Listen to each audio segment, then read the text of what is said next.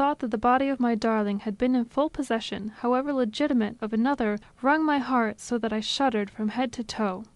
I forced myself to hide it from her. Feminine intuition, however, often clouded Louisa's beautiful eyes with melancholy, and so I saw her beaming with joy when she was sure of being able to announce that the fruit of our love was beating within her breast. I remember it perfectly.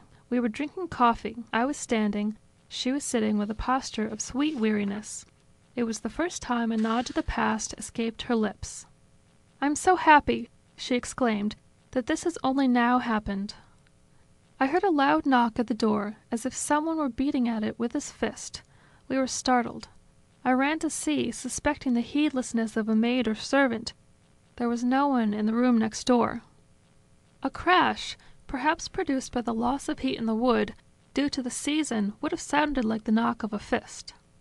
I gave such an explanation, seeing that Louisa was very troubled, but I wasn't convinced.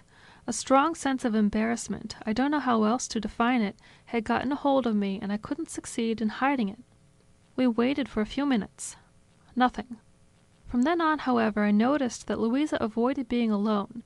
The disturbance persisted in her, although she didn't dare confess it to me, nor did I to ask her. "And so, now I understand, you influenced each other, unknowingly." Not at all. A few days later I laughed at the foolish impression, and I attributed Louisa's interesting state to the excess of nervous excitement in her actions. Then she seemed to calm down too. She gave birth. After a few months, however, I realized that that sense of fear, even terror, had returned. One night, all of a sudden, she clutched at me, icy, trembling. "What's wrong? Are you feeling sick?" I asked her anxiously. "I'm scared. Didn't you hear that?" "No." "You didn't hear that?" she asked the following night. "No." Instead, this time I heard the faint sound of footsteps in the room, up and down around the bed. I said no, so as not to frighten her further. I lifted my head, looked. A mouse must have gotten into the room. "I'm scared! I'm scared!" For many nights, at exactly midnight, the same shuffling, that inexplicable coming and going, up and down, of an invisible person around the bed. We expected it. And your heated fantasies did the rest. You know me well. I'm not a man who excites easily. I was good, indeed, for Louisa. I tried giving factual explanations. Echoes, reverberations of faraway sounds, idiosyncrasies in the construction of the house that made it strangely resonant. We returned to the city. But the next night the phenomenon reproduced itself with greater force. Twice the foot of the bed was shaken violently. I jumped down to better observe it. Louisa, curled up under the blankets, stammered, "It's him! It's him!" "Excuse me," Mongeri interrupted. "I'm not saying this to put any hard feelings between you and your wife, but I wouldn't marry a widow for all the gold in the world. Some part of the dead husband always remains, despite everything, inside the widow.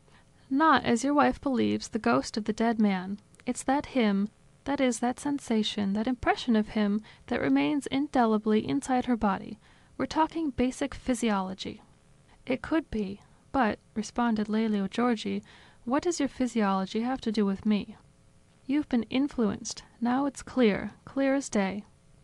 "Only influenced at night? At a fixed hour?" "Expectant attention. Oh, you're a prodigy." "And how come the phenomenon changes each time with unexpected details when my imagination doesn't work to that extent?"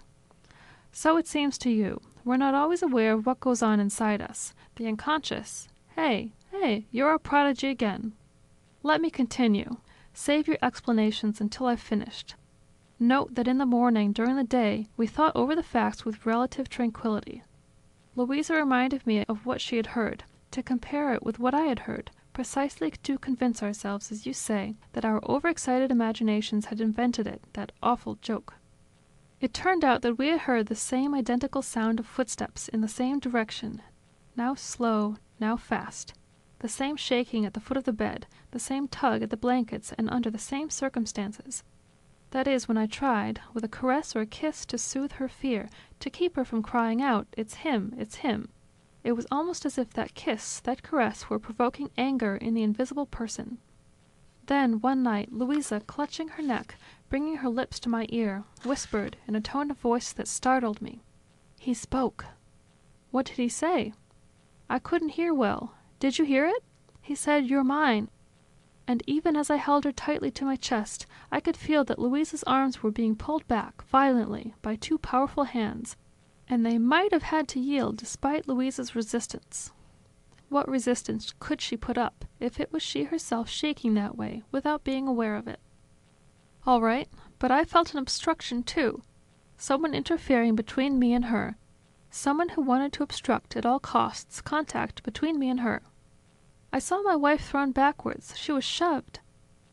Since Louisa wanted to stay up, because the baby was sleeping in the cradle next to the bed, and we had heard the bars that the cradle hung from creaking, and had seen the cradle rocking and wobbling, and the covers go flying across the room, thrown into the air, that wasn't a hallucination. We gathered the covers. Louisa, trembling, put them back in place, but not long after they flew into the air again, and the baby, roused by the shaking, cried. 3 nights ago it got worse. Louisa seemed overpowered by his evil charm. She no longer heard me. If I called for her, she didn't realize that I was in front of her. She talked to him, and from her responses I understood what he was saying. "What fault is it of mine if you're dead?" "Oh, no, no." "How can you think it? Me poison you? To rid myself of you? How shameful! And the baby, what fault is it of his? You're suffering?